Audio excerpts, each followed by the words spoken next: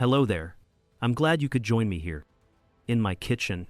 This used to be my happy place. The place where I believed my family's happiness was simmering on the stove. Slow and steady. But that all changed because of a mistake. A simple voice message. My daughter-in-law sent me a recording by accident. One that was actually meant for her brother. And what I heard about my son, it didn't just freeze my soul. It shattered the perfect world I thought I knew into 1,000 pieces. That night, the loving mother everyone knew died, and in her place, a strategist was born.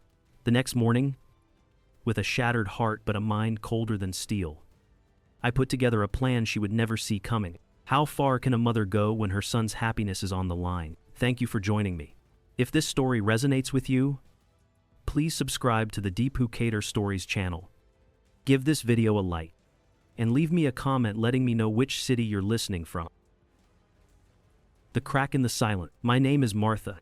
I am 64 years old. And 5 months ago, my life as I knew it ended in my own kitchen. With the buzz of a single text message. I'd spent 40 years as a head nurse. I've seen life begin, and I've seen it end. I thought I had seen it all. I thought that once you retired, once you raised your son to be a good man, your days of high alert were over. You could finally trade the sterile quiet of a hospital ward for the warm quiet of your own home. But you learn something as you get older. You learn that quiet is not always peace. Sometimes, quiet is just the sound of a crack slowly spreading across a wall you refuse to look at. My life ended on a Tuesday. I remember that because Tuesdays are when I make David's gumbo. It fills the house with the smell of onion and celery and green pepper softening in my old cast iron pot. For 35 years, that smell has been the smell of love, of comfort. The sound of my phone buzzing on the granite countertop was an intrusion. A sharp, unwelcome noise in my sanctuary. I saw it was from Chloe, my daughter-in-law. That was strange.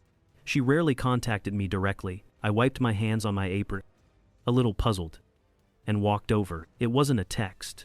It was an audio file. I tapped the little triangle, expecting to hear a message about dinner plans. Her voice filled my warm, quiet kitchen, but it wasn't the sweet, slightly too eager voice she used with me. The one that always sounded like it was selling something. This voice was different.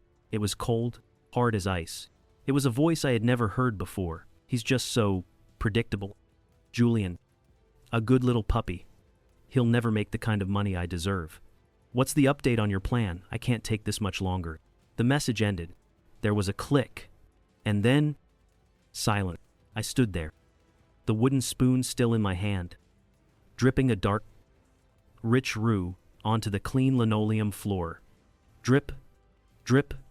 The only sound in the whole world was the gentle simmer of the pot on the stove and the frantic, wild beating of my own heart against my ribs. Predictable.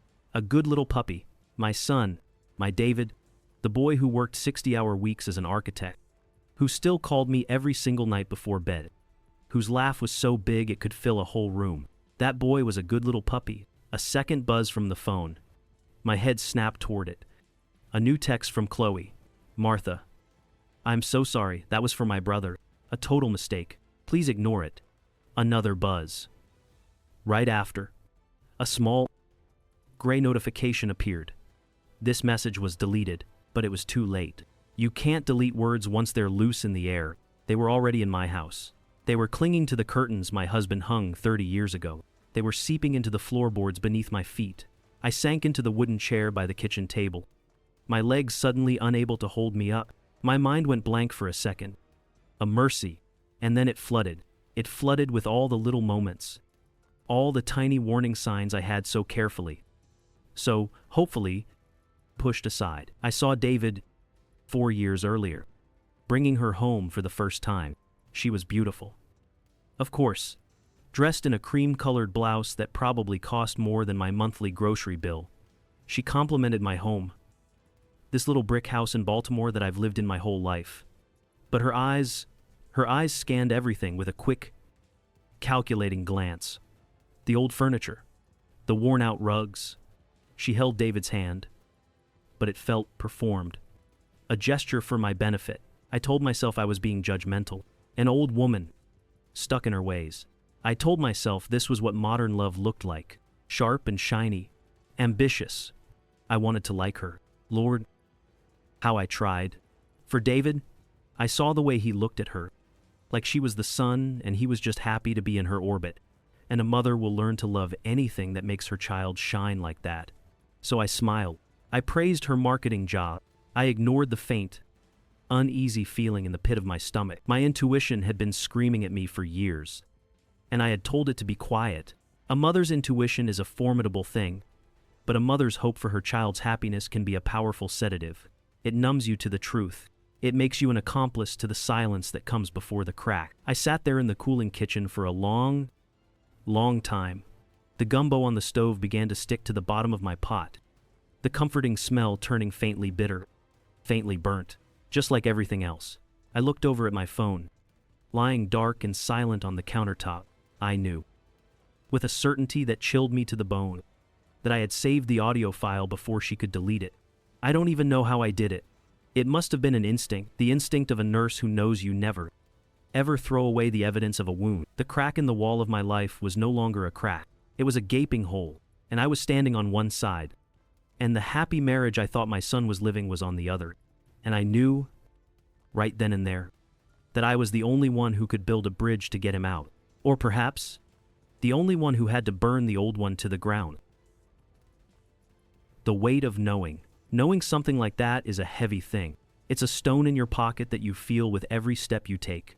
In the days that followed, that stone got heavier and heavier. The world looked the same. The sun came up. The mail was delivered. But everything felt different, sharper, colder. I was looking at my own life through a new pair of glasses, and the prescription was horrifically clear. I didn't say a word to Chloe. She sent a follow-up text a day later, a cheerful little message with a flower emoji, asking for my sweet potato pie recipe, as if nothing had happened, as if she hadn't called my son a puppy. I stared at the message for a full minute. My fingers hovered over the keyboard, wanting to type words I knew I would regret. Instead, I simply wrote back, "I'll write it down for you next time I see you." That next time was Sunday. Sunday dinner at my house has been a tradition since David was a boy. Now, it felt like a stage, and I was the only one in the audience who knew the actors were lying. They arrived right on time. David gave me a hug that felt tired, the bones in his back sharp against my hands. Chloe gave me a kiss on the cheek that felt like a dry leaf brushing against my skin. She was holding a new handbag. It was a deep, blood-red color. She placed it on the side table like a trophy. The whole evening was a performance. I watched it all. Every little detail. I watched Chloe as she complimented my roasted chicken. "Martha, this is divine," she said. But her eyes were glued to the screen of her phone. Her thumbs scrolling endlessly. She was there. But she wasn't. She was a ghost at my table. I watched David. He tried so hard. He asked about my garden. He told a funny story from work. But his smile didn't reach his eyes. His eyes were shadowed, tired. Like a man running a race he knew he was losing. I watched them together. He would start to tell a story, and she would interrupt him to talk about a restaurant she wanted to try. "Oh, David, speaking of architecture," she'd say, and then launch into a description of some fancy new hotel lobby, cutting his own story off at the knees. He would just stop and smile, that tired smile, and let her talk. Each time it happened, I felt that stone in my pocket get a little heavier. It was no longer a stone. It was a brick. I wanted to scream. I wanted to stand up and throw the platter of chicken on the floor and play that audio message for the whole world to hear. I wanted to ask my son, "Don't you see this? Don't you feel this?" But I just sat there. I passed the mashed potatoes. I asked if anyone wanted more iced tea. I played my part. That night, I couldn't sleep. The silence of my house was deafening. I kept replaying the evening in my head. Every fake smile, every dismissive word. I got up around 2 in the morning to get a glass of water, and I glanced at my phone. One missed call, from David, at 1:17 a.m. My heart seized up. A call that late, it's never good news. I thought about calling him back. But what if Chloe answered? What if I woke them up? I sat in my husband's old armchair in the dark, just staring at the phone, my mind racing through every terrible possibility. I didn't go back to sleep. The next morning, My hands were shaking as I dialed his number. He answered on the second ring, his voice thick with sleep. "Hey, Mom, everything okay? I'm fine. Baby," I said, trying to keep my voice steady. I saw you called last night. Is everything all right?" There was a pause. A short one. But I heard it. "Oh, yeah. No. I must have butt dialed you. Sorry about that. I was working late. Butt dialed. I've been a nurse for 40 years. I know how to listen." I could hear the exhaustion in his voice. A deep, weary sadness that had nothing to do with a long day at work. He was lying, and he was a terrible liar. The conversation ended quickly after that. I hung up the phone and felt a profound sense of loneliness. I was the only one who knew the truth, and the weight of it was crushing me. What was I supposed to do? Tell him shatter his world with a 30-second audio file? He loved her. Or, at least, he loved the woman he thought she was. Telling him the truth would be like performing surgery without anesthesia. It would be brutal. It would be necessary, but it might kill the patient. And if I stayed silent, I would be watching my son's spirit slowly bleed out. Day after day, I would be an accomplice. I would be letting her get away with it. I walked into my living room. On the mantelpiece, there was a photograph from their wedding day. David was looking at Chloe, and his face was so full of hope, so full of a pure, uncomplicated joy. Chloe was smiling, too. But her smile was aimed at the camera. At the audience, I stood there, looking at my son's radiant, hopeful face in that picture, and a cold, hard anger started to build in my chest, replacing the helplessness. It was a quiet anger, a nurse's anger, the kind that makes you move with calm, deliberate purpose. They weren't just making him unhappy, they were draining the life out of him. They were killing the boy in that photograph. I whispered it out loud, into the empty room. They are killing my boy. And in that moment, all my hesitation vanished. The question was no longer if I should do something. The only question left was, what? I knew I had to act. I had to do it carefully. I had to do it like a surgeon. No wasted movements. No mistakes. I had to save my son. The first stone, for 3 nights. I did nothing. The secret sat in my chest like a cold, heavy stone. During the day, I went through the motions. I tended to my garden. I paid my bills. I drank my tea. But at night, sleep wouldn't come. I would sit in my late husband's armchair, the one that still holds the faint shape of his shoulders, and I would play Chloe's voice over and over in my head. Predictable. A good little puppy. The words were a poison, and I could feel them spreading through me, turning my grief into something else, something harder, sharper. A nurse learns precision. A head nurse learns strategy. You don't run into a crisis screaming. You assess. You plan. You make your move when the patient is stable and your hands are steady. My son was the patient, and his life was becoming unstable. I remembered what Chloe had said. "What's the update on your plan?" It meant there was a plan in motion. Something to do with Julian, her brother. And then I remembered what David had been complaining about for weeks. The stress at his architecture firm, a huge new contract they were trying to land. The waterfront development project, he called it. He said Julian's real estate company was one of their main competitors for a piece of it. He'd mentioned it casually, complaining about the long hours, but now, it wasn't casual anymore. It was a target. On the 3rd night, I decided I couldn't just be a witness anymore. I had to intervene.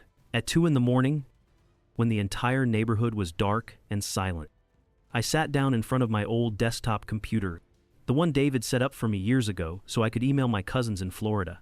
The machine hummed to life, lighting up my face in the dark room.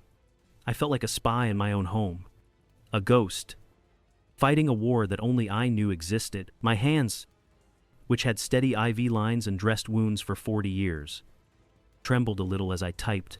I created a new email address, something anonymous, #22. It sounded foolish, but it didn't matter. It was a mask. I opened a new message. The blinking cursor on the blank white screen seemed to mock me. For a long time, I just stared at it. What could I possibly say? Then, the head nurse in me took over. Clear, concise, no emotion, just the facts as I understood them. I chose every word with care, like measuring out a critical dose of medicine. My fingers moved slowly, deliberately. Across the keyboard, the subject line was simple, an urgent discretionary matter. The body of the email was even simpler, to whom it may concern. Be advised of a potential information leak regarding the waterfront development project. Information may be passed to competitors through informal channels. Act with discretion. That was it. I read it over a dozen times. It said everything without saying anything specific. It didn't mention names. It didn't point fingers. It just planted a seed of doubt. It was a small stone. But I knew that if I threw it into the right pond, the ripples could be powerful. I took a deep breath, and I pressed send. The sound of the click was tiny, but it echoed in the silence of my house. I felt a strange mix of things, a cold rush of power, a hot flash of fear, and a deep, satisfying feeling that I was finally fighting back. I was no longer the grieving mother from Sunday dinner. I was a protector, an avenger. I shut down the computer and went to bed. And for the first time in 3 nights, I slept. The phone call came 2 days later. It was David. His voice was tight, stretched thin like a wire. Mom, you are not going to believe this. It's a complete mess at the office. I held my breath, my heart starting to pound against my ribs. What is it? Honey, someone sent an anonymous tip, said there was a leak on the waterfront project. Now there's a full-blown internal investigation. They're looking at everyone's emails, our phone records. It's chaos. Absolute chaos. I leaned against the kitchen counter for support, trying to keep my own voice steady. Oh, David, that's terrible. Do they know who did it? No idea, he said, his voice a mix of frustration and exhaustion. But it's turned the whole office upside down. We were supposed to submit our final proposal on Friday. And now everything is on hold. I had done it. I had thrown the stone. And just as I'd hoped, the ripples were spreading. A part of me felt a cold, hard satisfaction. Chloe and Julian's plan, whatever it was, had just hit a wall. But another part of me heard the stress in my son's voice. I heard his weariness. The chaos I had created was now his to live through. I did what I thought was necessary to protect my son. But as I listened to the confusion in his voice, a cold question crept into my mind. Was I a protecting mother? Or just a woman setting fire to a house with her own son trapped inside? I wonder, if you were in my shoes, what would you have done? Let me know in the comments below. I truly want to hear your thoughts. Ripples of a lie. I thought that sending that email, that one little stone tossed into the dark water, would create a neat, tidy ripple. I was wrong. It created a tidal wave, and my son was caught right in the middle of it. He came over the following Saturday. He looked hollowed out, like someone had scooped out the light inside of him. He sat at my kitchen table, the same one where he'd done his homework as a boy, and he stared into a mug of coffee like it held all the answers. They took me off the waterfront project. Mom, he said. His voice was flat, lifeless. I tried to sound surprised. What? Why? Baby, you've been working on that for a year. They said it was for objective purposes while the investigation is ongoing, he said, making air quotes with his fingers. But I know what it really means. They don't trust me. He finally looked up at me, and his eyes were dark with a pain I had put there. People are avoiding me in the hallways. They look at me, and then they look away. It's like being a ghost, or a criminal. It feels like being a criminal. Mom, and I didn't even do anything wrong. A wave of guilt, sharp and sickening, washed over me. This was my fault. I had done this. I had tried to be a surgeon, but all I'd done was cause a different kind of bleeding. For a moment, a terrible, sinking thought entered my mind. Maybe I should have just stayed quiet. He must have seen the look on my face, because he forced a weak smile. Don't worry. It'll blow over. I just needed to vent. Chloe, she doesn't really get it. He said it so casually. She doesn't really get it. The understatement of the century. I just nodded, my throat too tight to speak. The days that followed were worse. The investigation at his firm dragged on. The stress was eating him alive. He called me one evening on his drive home from work. The connection was bad, his voice cutting in and out over the sound of traffic. He was telling me about a meeting he'd had, how his boss had been cold, distant. He sounded so lost. And then I heard her, Chloe's voice, sharp and annoyed, from the passenger seat of the car. He must have had the phone on speaker, connected to the car's Bluetooth, and forgotten I was still on the line. "Are you still talking about that?" she said. It wasn't a question. It was an accusation. David's voice was tired. "I was just telling my mom what happened." "Chloe, for God's sake." "David, stop whining." The words sliced through the phone, dripping with a contempt that made my blood run cold. "You sound so weak. It's embarrassing. Maybe if you were more of a man, they wouldn't be walking all over you." Weak, more of a man. And then I heard the thing that broke my heart into 1,000 pieces. I heard the sound of my son's silence. It was a heavy silence, a defeated silence. The sound of a man being struck and not striking back. It went on for what felt like an eternity. I quietly pressed the end call button on my phone. My hand was shaking so violently I almost dropped it. The guilt I had felt before was gone, evaporated. In its place was something else, something cold and hard and pure. It was rage, but it was a quiet rage. It wasn't hot and messy. It was the calm, focused fury of a nurse seeing a patient being neglected, being abused. I was no longer angry with Chloe. Anger felt too small. I was disgusted by her cruelty. By the way, she could take my son's pain and use it as a weapon against him. I walked into my small bathroom and stood in front of the mirror over the sink. I looked at the woman staring back at me. I saw the fine lines around my eyes, the gray creeping into my hair at the temples. For a moment, I didn't recognize myself. The woman in the mirror looked dangerous. I was no longer Martha, the nurse who soothed fevers and changed bandages. I was no longer Martha, the retiree who spent her afternoons in the garden.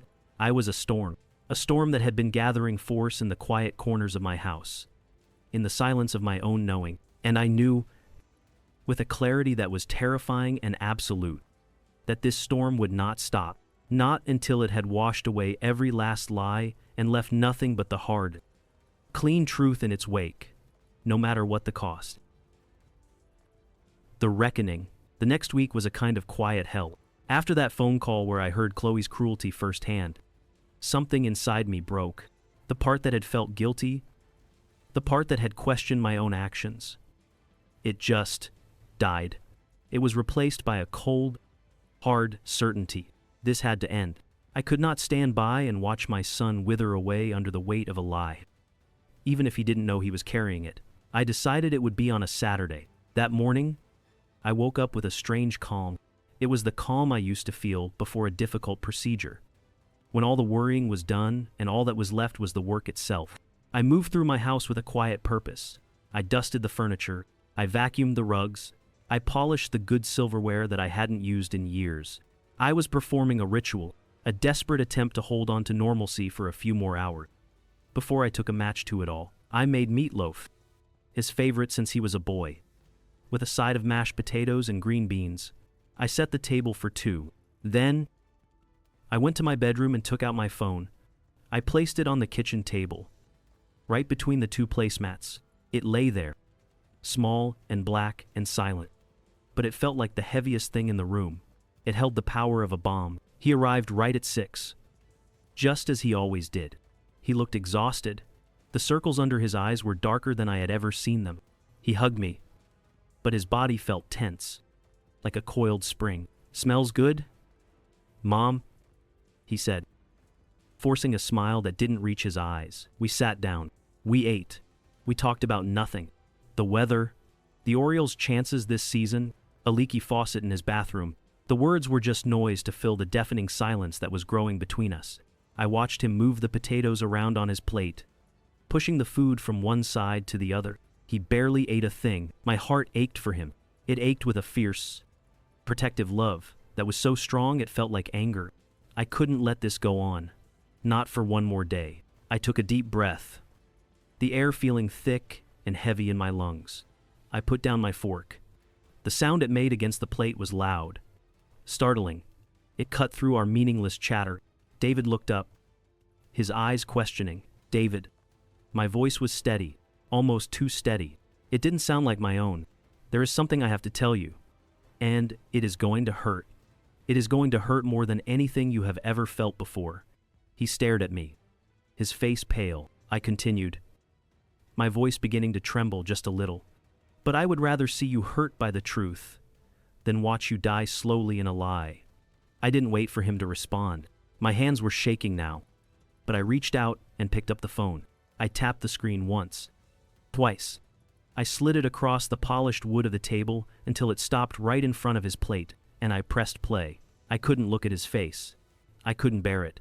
I looked down at my own hands, clasped so tightly in my lap that my knuckles were white. I focused on the sounds in the room, the quiet hum of the refrigerator, the steady tick-tock of the grandfather clock in the hallway. A sound that had measured out my entire life. David's breathing, which had been steady, now hitched. A sharp intake of air, and then Chloe's voice, sharp as a shard of glass, filling the warm, safe space of my kitchen, predictable. Julian, a good little puppy. The audio played out. It felt like an eternity. When it finished, a terrible silence descended upon the room. It was heavier than any sound I had ever heard. I braced myself. I was ready for the denial, for the anger, for the accusations. I was ready for him to shatter, and I would be there to pick up the pieces, no matter how sharp they were. Slowly, I raised my eyes to look at my son. He wasn't crying.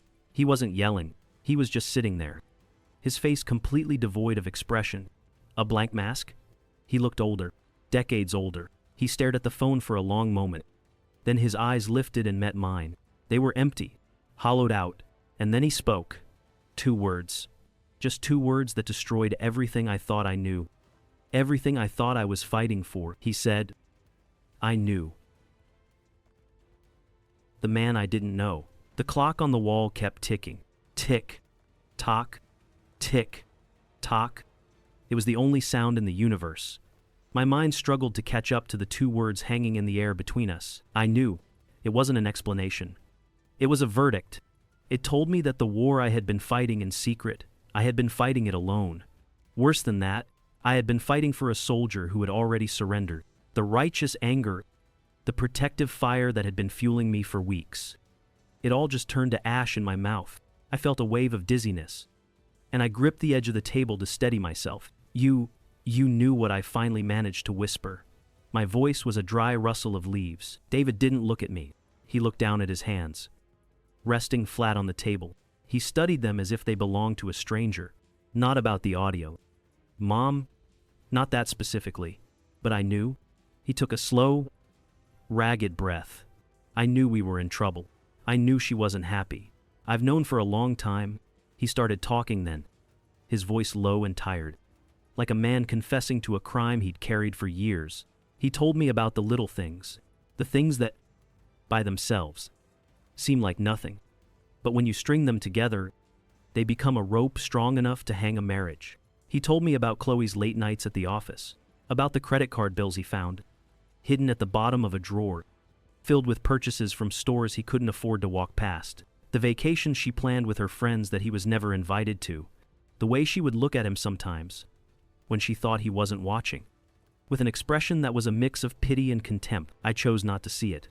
Mom, he said, his voice barely audible, because seeing it meant I would have to do something about it.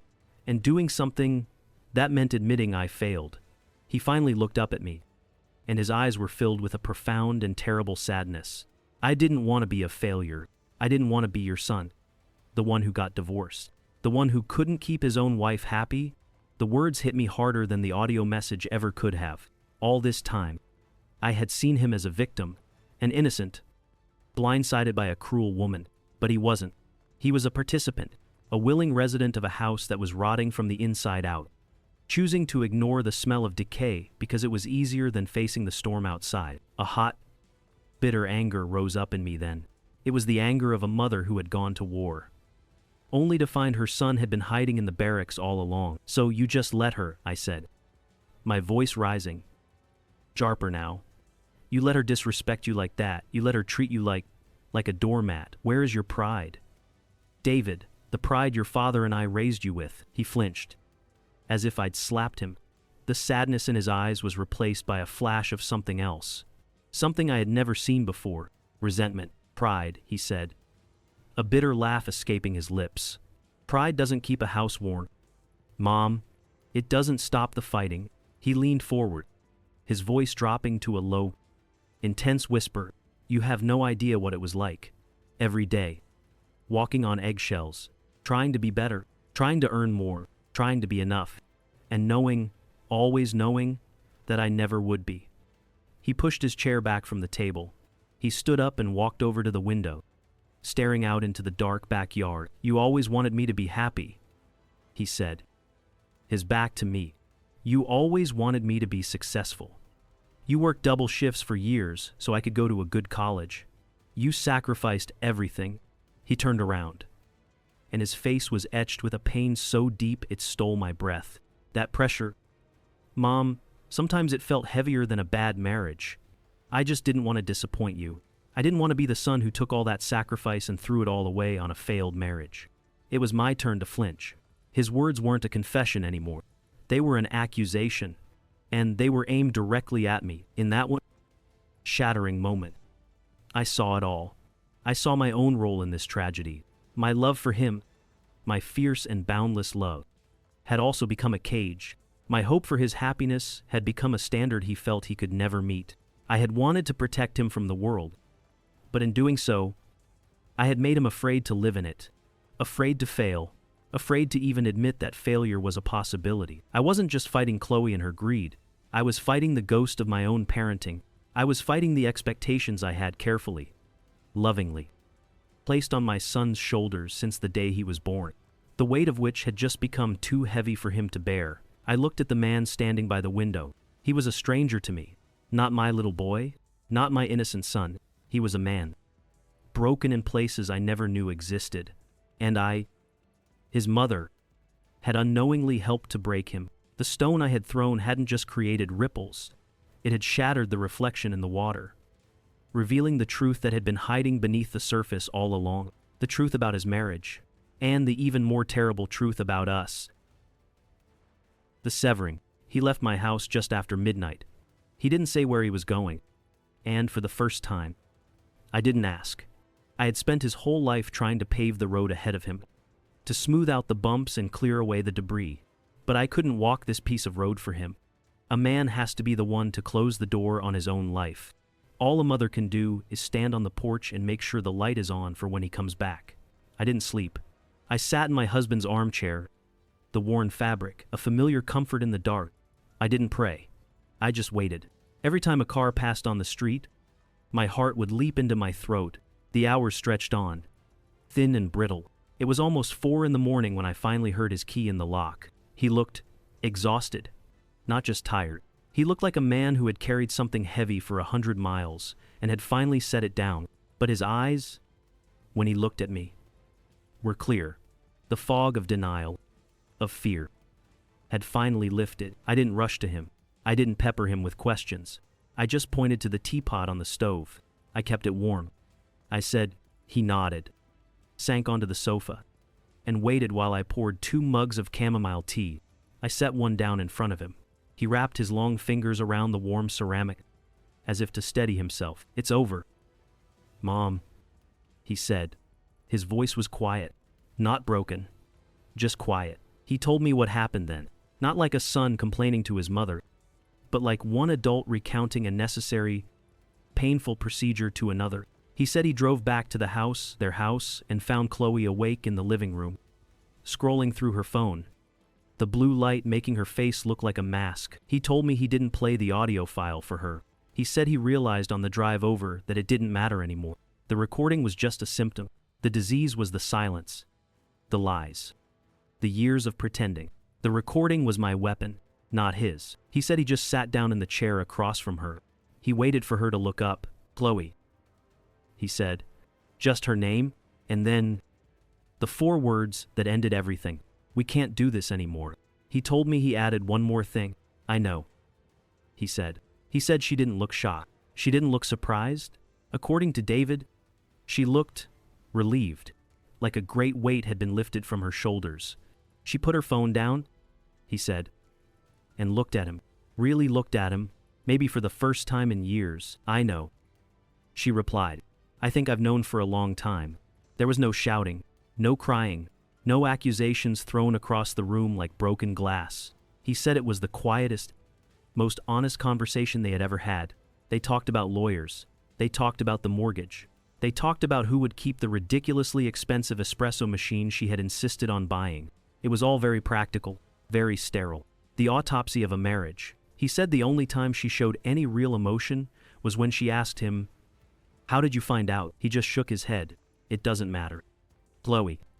He told me he packed a small bag, a few changes of clothes, his toothbrush, his laptop. He walked through the house that he had designed, the house he had poured his dreams into, and it already felt like a stranger's home. He told me the last thing he did before he left. He took off his wedding ring. It was a simple gold band, the one my husband had worn. He placed it on the kitchen island, right next to a glossy fashion magazine that was open to a page showing diamond necklaces. It didn't belong to me anymore, he told me, staring down into his now empty mug of tea. The ring, the house, the life, none of it. He was right. It wasn't his life. It was a role he had been playing. The good husband, the successful man, the happy son. He had played the part so well, for so long. He had forgotten who he was without the costume. That night, sitting on my old sofa in the pre-dawn quiet, I didn't hug my son. I didn't tell him everything would be okay. Platitudes felt cheap in the face of such a profound, painful truth. I just sat with him, listening to his story, the story of an ending, and in that quiet room, I watched the boy I had raised disappear, and in his place sat a man who was broken. Yes, but a man who was finally, terribly, free. He hadn't become a man by winning a great battle. He had become a man by finally having the courage to admit he had lost. Our journey was not over. In many ways, it was just beginning. If you are still listening to me, here in the quiet of your own space, would you do an old woman a kindness, please? Leave a comment below with the words, "I am listening." It would mean the world to me, just to know that there are friends walking this path with me, even from afar. Your presence is the greatest encouragement you could give me to tell you the final part of this story, the part about what happens after the storm finally passes. The echoes in an empty room. After the storm comes the quiet, but it was not a peaceful quiet. It was a heavy, hollow quiet, the kind that presses down on you from all sides. David moved back into his childhood bedroom. The first few days, he slept. He slept like a man who hadn't rested in a decade. I would check on him, standing in the doorway, and the only sound would be his deep, ragged breathing. I would go back downstairs, make coffee, and just sit, waiting. But after the sleeping came the silence. It was a silence so thick I felt like I had to push my way through it just to get from the kitchen to the living room. David would get up. He would sit on the sofa in his pajamas, staring at the television. The television wasn't even on. He would just sit there, his eyes fixed on the blank, dark screen, for hours. I would make him breakfast. The scrambled eggs he used to love. I'd put the plate on the coffee table in front of him. Hours later, I'd come back, and the eggs would be cold, untouched. The silence in my house became louder than any argument. It was the sound of a life being hollowed out. It was the sound of pain. I tried, in the beginning, to fix it. It's a mother's instinct. It's a nurse's instinct. You see a wound, you clean it. You bandage it. I would try to talk. "David, honey, why don't you get some fresh air?" I'd say. Or, "I'm making gumbo tonight. Isn't that nice?" He would just nod. Sometimes not even that. He would just continue to stare at the blank screen. I stopped talking. I realized my words were a nuisance. They were like pebbles thrown at a man who was already drowning. What he needed wasn't my chatter. What he needed, I didn't know what he needed. And that helplessness was a terrible, foreign feeling. I, who had always had the answers, the solutions, the right bandage for every cut, had nothing. So I learned to be quiet with him. I learned to just be. I would bring my book into the living room and sit in my husband's old armchair. I wouldn't read. I would just sit, listening to the sound of him breathing, letting him know he wasn't alone in that empty room. One afternoon, my friend Gloria called. We worked the night shift together at the hospital for 20 years. Her voice was low, hesitant. She was calling with news. News she wasn't sure I'd want to hear. She'd heard through the grapevine about Chloe. She moved in with him. "Martha?" Gloria whispered. "The brother? Julian." I held the phone to my ear. My knuckles white. "I see. And that's not all." Gloria continued. "Turns out, that big waterfront deal they were trying to steal, the whole thing fell through. The investors pulled out, and that rich man she thought she was landing? Turns out he wasn't so rich after all. Julian's company is being investigated." I waited. I waited for the surge of triumph, the feeling of justice, the satisfaction of knowing her greed had turned to ash in her mouth. But nothing came. I felt nothing. Just a deep, profound emptiness. A cold, gray fog. It didn't matter. Her failure didn't fix my son. Her getting what she deserved didn't put the light back in his eyes.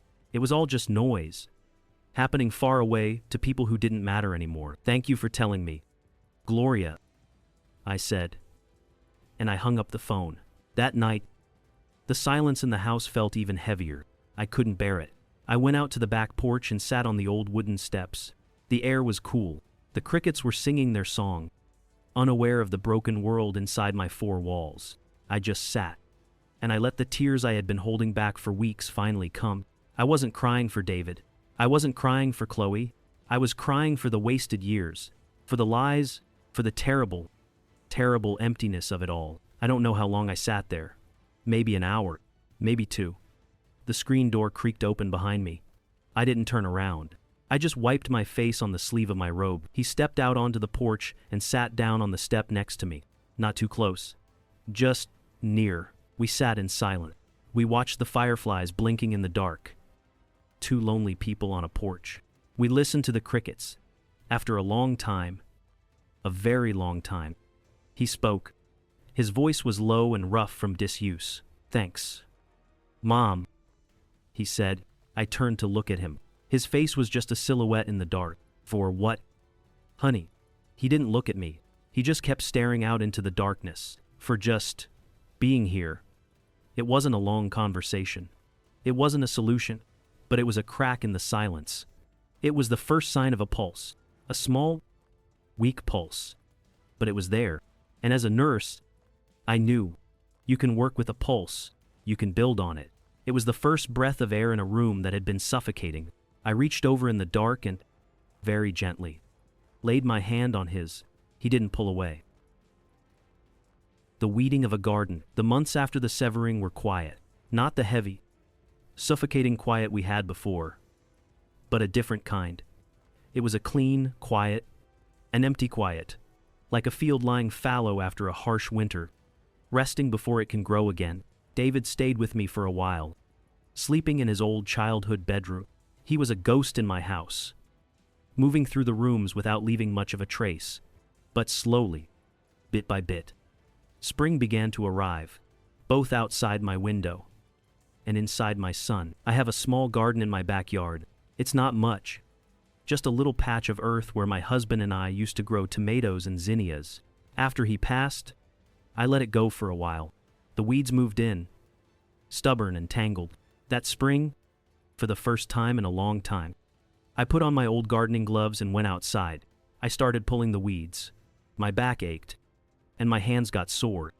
But there was a deep satisfaction in the work, tugging at a thick, stubborn root, feeling it resist, and then finally give way. Clearing a small patch of dark, rich soil, it felt like I was doing something important, something necessary. Gardening teaches you about patience. You learn that you can't force a flower to bloom. You can't rush a tomato to ripen. All you can do is pull the weeds, give it water, and trust in the sun. You have to trust the process. And as I worked in my garden, I watched David begin to work in his. One Tuesday, he told me he had a new appointment, not with a lawyer, but with a therapist. He didn't make a big deal out of it. He just said, "I think it's time I talk to someone who isn't my mom." He said it with a small smile, and I just smiled back. The weeds of pride and shame were being pulled, one by one. Then, he started running. Every morning, just as the sun was coming up, I'd hear the front door quietly close. I'd look out the kitchen window and see him, a solitary figure jogging down our quiet street. At first, he could barely make it to the end of the block, but he kept at it, day after day. I think he was running away from the man he used to be, and running toward the man he wanted to become. The biggest change came on a Saturday. He came home with his hands covered in wet, gray clay. "What on earth have you been doing?" I asked. "Pottery class," he said. And for the first time in almost a year, I saw a genuine spark of light in his eyes. It's nice to make something with your hands, something real. He started going every weekend. He wasn't very good at first. He brought home lopsided bowls and crooked mugs that he called rustic. We laughed about them. Real, honest laughter. It was a sound I had missed more than I realized. He was learning to take something messy and shapeless and, with patience and focus, turn it into something whole. He was learning how to take care of his own internal garden. He started talking about his therapy sessions, a little at a time. He told me about learning to set boundaries, about understanding that his worth wasn't tied to his achievements or to making other people happy. He was learning a new language for his own heart, a language I had never known how to teach him. One afternoon, he came home from his pottery class and seemed lighter. "I met some people today," he said, as he washed the clay from under his fingernails at the kitchen sink. "Sarah. She's a teacher. And a guy named Ben. They're nice. We're all going to get coffee next week." My heart gave a little flutter. The old Martha, the one who was a professional worrier, would have started asking questions. Is she pretty? Is she single? But the new Martha, the gardener, knew better. A seed needs time. You can't dig it up every day to see if it's growing. You just have to provide the right conditions and let it be. So I just said, "That sounds lovely, David." He was building a new life. Not the big, shiny life that Chloe had wanted. Not the perfect life that I had secretly hoped for. A smaller life. A quieter life. But it was his. He was planting his own seeds. In his own time. He found his own apartment a few months later.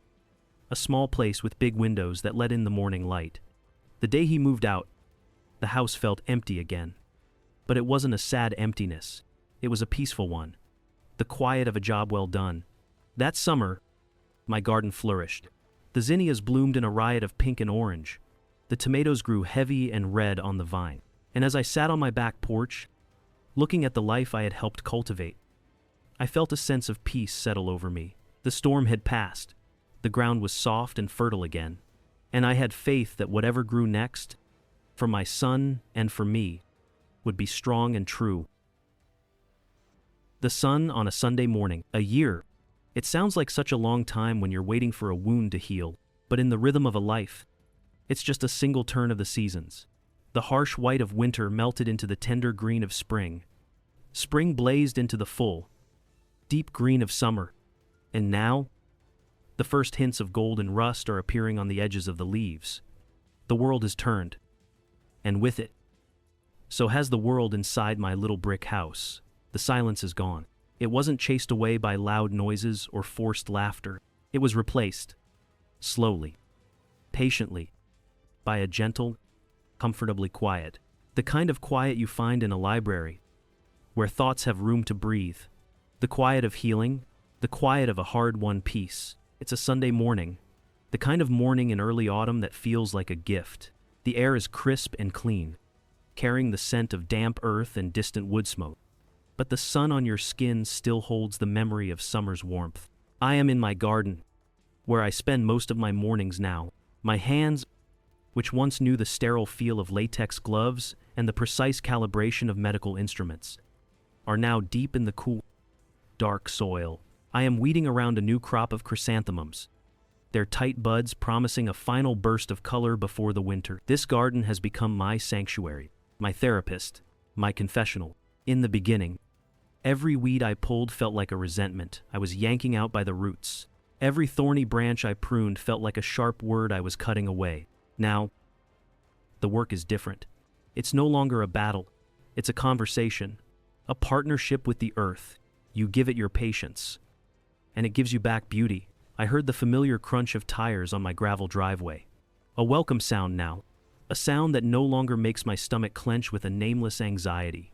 I stood up slowly, my old knees complaining just a little, and brushed the rich dirt from my jeans. I watched as David got out of his car. He looked lighter. That's the only word for it.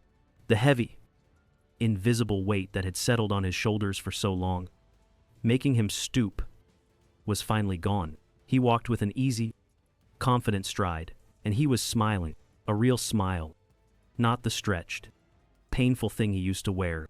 This one was genuine. It reached all the way up to his eyes and made them crinkle at the corners, just like his father's used to. He wasn't alone. Walking beside him was a woman. She wasn't glamorous or flashy. She had kind, idealus, intelligent eyes and a laugh that was soft, not sharp. It blended with the sound of the wind chimes on my porch. She was wearing simple jeans and a worn-in gray sweatshirt with the logo of a local university. And her hands, I noticed as she waved at me, had little specks of dried, pale clay under the fingernails. "Mom," David said, his voice easy and warm, a sound I had thought I might never hear again. "I want you to meet someone. This is Sarah," he didn't say. "My girlfriend."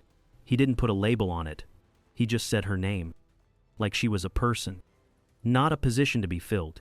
And in that small detail, I saw how much he had changed. "It's so wonderful to finally meet you, Martha," she said. And when she shook my hand, her grip was firm and warm. Not a delicate, limp handshake, but a real connection. "David's told me so much about your garden. It's even more beautiful than he described." We spent the morning on the back porch, the three of us, drinking coffee from my mismatched mugs. Sarah, it turned out, was in his pottery class. He'd joined it on a whim 6 months ago. She was a high school art teacher. They talked about glazes and firing temperatures, about the frustrating but satisfying process of centering clay on a wheel. They laughed about the lopsided mugs and crooked bowls they'd made. It was an easy, uncomplicated sound. The sound of two people sharing a simple joy. I just sat, and I listened. I didn't feel the need to perform. I wasn't the watchful mother, scanning for flaws. I wasn't the suspicious mother-in-law. I was just Martha, a woman sitting on her own porch, enjoying a beautiful morning. I watched my son. I watched him talk about something he was passionate about. I watched him listen, really listen. When Sarah spoke, I watched him be himself. Perhaps for the first time in a very long time. Later, while David was inside getting us all some lemonade, Sarah and I walked through the garden paths. She didn't just look at the flowers, she saw them. She touched the velvety petal of a deep red rose, gently. With a reverence I understood. "He's a good man. Your son," she said quietly. She wasn't trying to flatter me. She was just stating a simple fact, like the sky being blue or the grass being green. My throat felt thick with a feeling I couldn't quite name. It was more than happiness. It was a kind of deep, resonant peace. "Yes," I said, my voice a little husky. "Yes, he is." After they left, waving goodbye from the car like two happy kids, I sat on my porch steps, the same steps where I had cried in the dark a year ago. The world had felt so broken then. I held the cool, sweating glass of lemonade in my hands and watched the afternoon sun filter through the leaves of the old oak tree, dappling the grass with light and shadow. And I thought about the long, winding, painful road that had brought us to this peaceful Sunday. I had started this whole terrible journey with the firm belief that a mother's job was to shield her child from the world, to build a wall around him, stone by stone, to keep the pain out. But I was wrong. That's not a mother's job. Our job is to give them the truth, no matter how sharp its edges are. Our job is to teach them how to recognize a wound, how to clean it, and how to have faith in their own ability to heal. We are not their armor, we are their anchor, there to hold them steady while they learn to navigate the storm themselves. Love is not control, it is trust. And David, my son, taught me a lesson, too. He taught me that happiness isn't about avoiding failure at all costs. It isn't about maintaining a perfect picture for the world to see, a life without cracks or blemishes. Happiness is having the courage to face the truth of your own life, even when it's ugly, even when it means admitting you were a coward. Silence can be a comfortable prison, but only the truth, the whole, messy, painful truth can ever truly set you free. I thought about Chloe then, and for the first time, it was not with anger, but with a kind of distant, weary sorrow. We live in a world that sells a dangerous dream, doesn't it? A dream of a perfect, filtered life, posted and packaged for everyone to admire. A life with no bad days, no messy kitchens, no quiet desperation. Chloe was just a victim of that dream, chasing an image on a screen. And in the end, it left her with nothing real to hold on to. But real life, the life worth living, isn't in the perfect picture. It's in the cracks. It's in the broken pieces. It's in the quiet, messy, beautiful work of mending them back together. Perhaps the greatest lesson of all is to learn to love the imperfection in others, and most importantly, in ourselves. The sun is warm on my face. A gentle breeze rustles the leaves of the oak tree. In my garden, the chrysanthemums are beginning to open, showing the first hints of their deep, rich color, and for the first time in a long, long time, so am I. And that is where Martha's story ends. A quiet garden, a healing sun, and the hard-won peace that comes after the storm. Now, I want to turn it over to you. What do you think about Martha's choices? She walked a fine line between protecting her son and interfering in his life. Would you have done anything differently if you were in her shoes, please? Share your thoughts in the comments below. I read every single one, and your perspectives truly give these stories a life beyond the final word. If this story made you feel something, if it made you think, please don't forget to leave a like. It helps more than you know. Share this with someone you believe would be moved by it. And of course, subscribe to Deepucator Stories and turn on notifications so you never miss the next mystery we uncover together. I'll see you in the next story, and who knows, next time the story might just be about you.